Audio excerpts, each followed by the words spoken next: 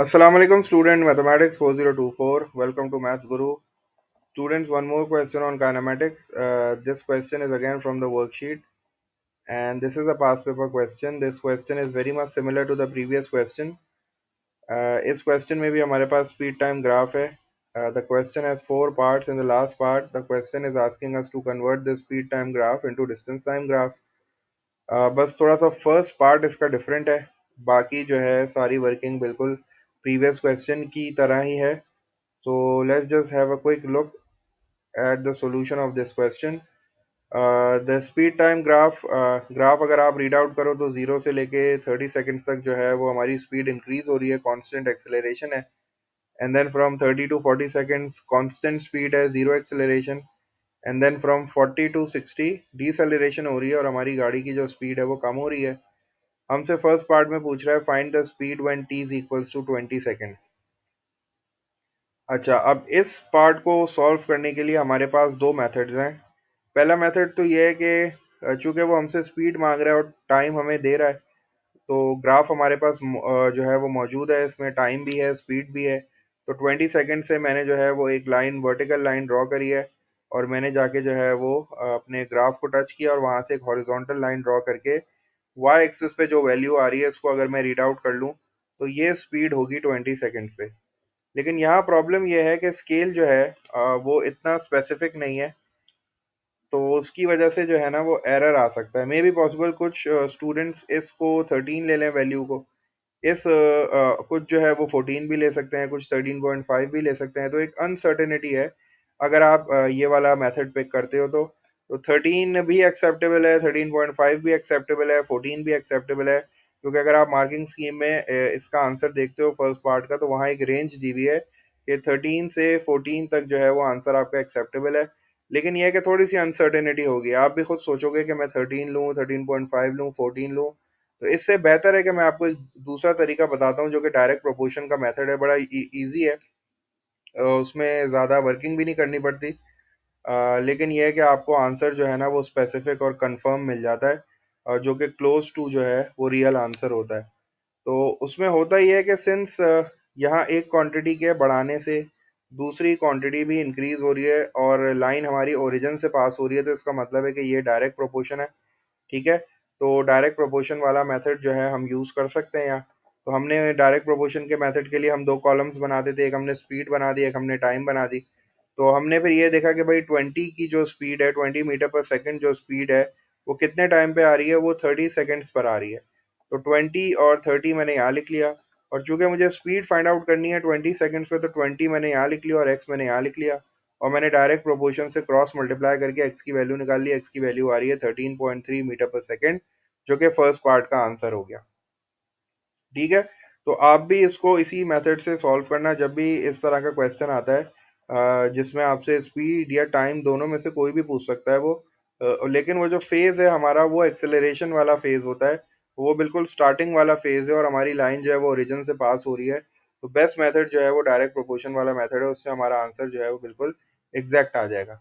लेकिन अगर यही चीज़ वो यहाँ कहीं पूछ रहा होता, डीसेलरेशन वाले फेज़ में पूछ रहा होता, तब हम ये मेथड यूज़ नहीं करते क्योंकि इससे हमारा आंसर गलत आ जाता.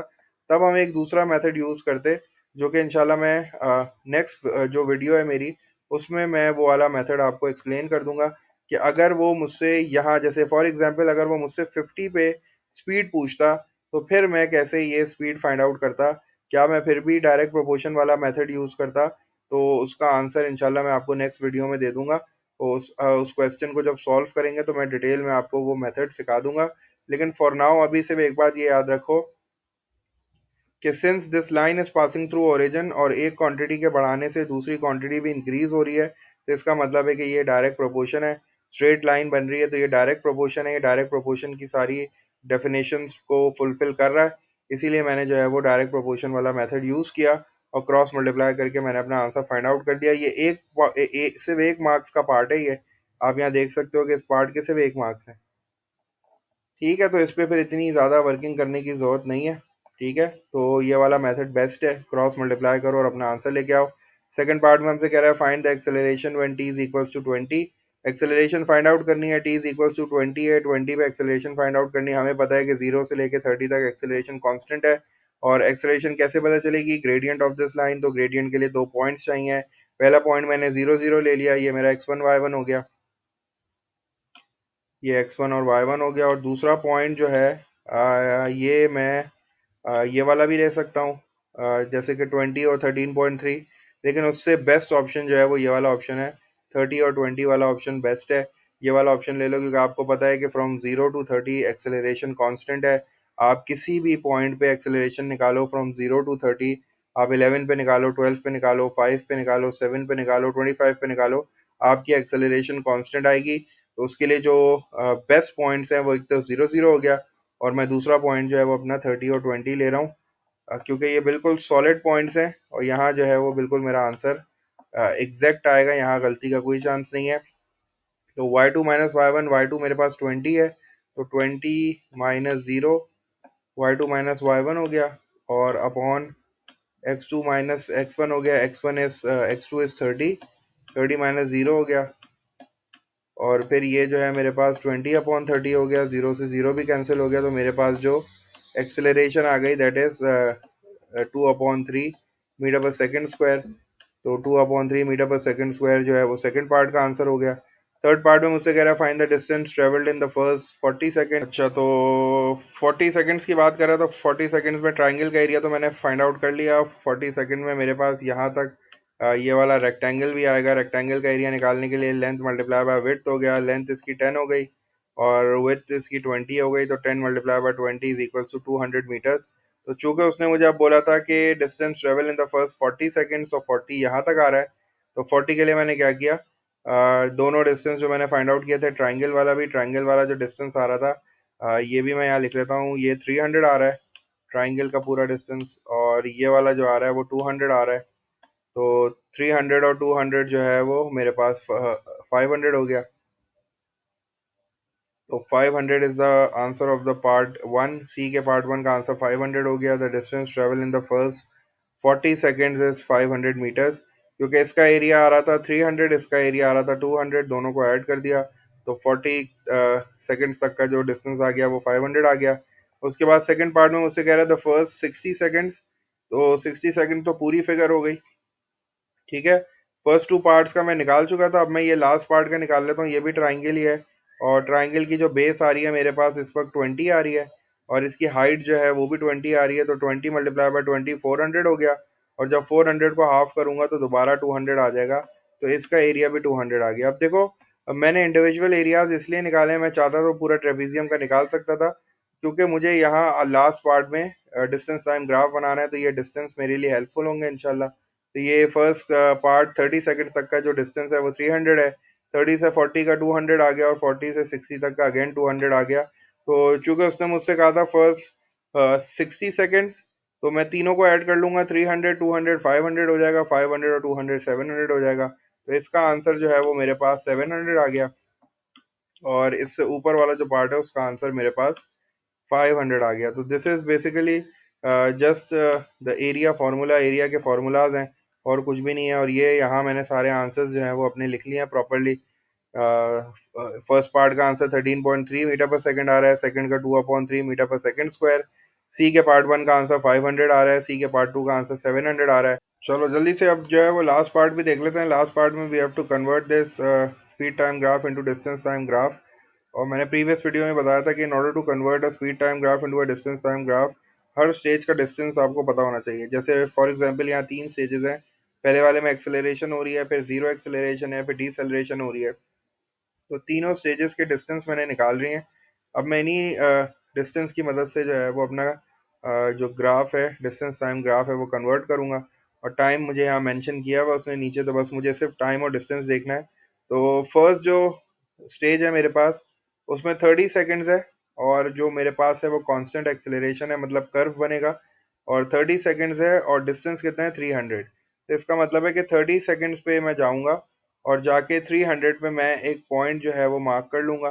तो मैंने 300 पॉइंट यहाँ 30 सेकेंड्स पे मार्क कर लिया, और फिर मैंने ज़ीरो से जो है वो एक कर्व बना दिया जो कि ऊपर की तरफ जा रहा था, जो कि इंडिकेट कर रहा है कि कांस्टेंट एक्सेलरेशन है और स्पीड मेरी इंक्रीज हो रही है। तो ये मैंने जो है अपना फर्स्ट पार्ट कंप्लीट कर लिया। सेकंड पार्ट में स्पीड टाइम ग्राफ में स्ट्रेट लाइन है, हॉरिजॉन्टल लाइन है, इसका मतलब है स्पीड कांस्टेंट है। और डिस्टेंस टाइम ग्राफ में कांस्टेंट स्पीड के लिए मुझे स्ट्रेट लाइन बनानी पड़ती है, लेकिन वो ऊपर की तरफ जा रही होती है। और अगेन मेरे पास जो है वो 30 से 40 है, मतलब 10 सेकेंड्स और हैं, और 200 जो है वो मोर डिस्टेंस जो है उसने कवर किया है। तो मैं 10 सेकेंड्स के बाद जो है, अभी वो 300 पे है, तो 10 सेकेंड्स के बाद मैं 500 पे जो है वो एक मार्क लगा लूँगा। थोड़ा सा ग्राफ जो है ये थोड़ा सा गलत हो गया, थोड़ा सा ऊपर की तरफ शिफ्ट हो गया ये। तो ये जो है 40 सेकेंड्स है, और 40 सेकेंड्स पे जो है मैंने ये पॉइंट मार्क कर लिया 500।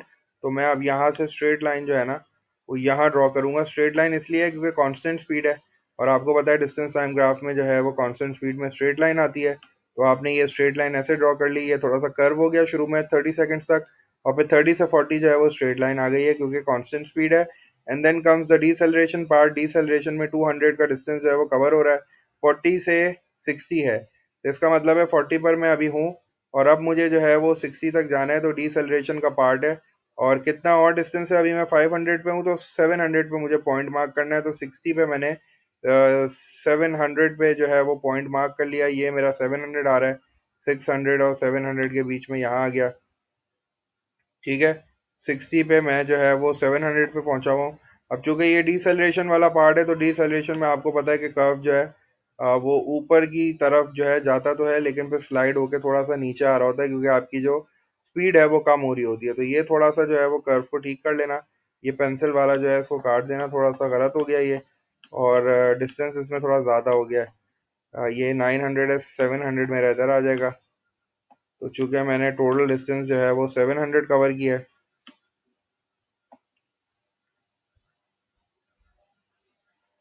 आफ्टर 60 सेकेंड जो है मैंने 700 का डिस्टेंस कवर कर लिया है।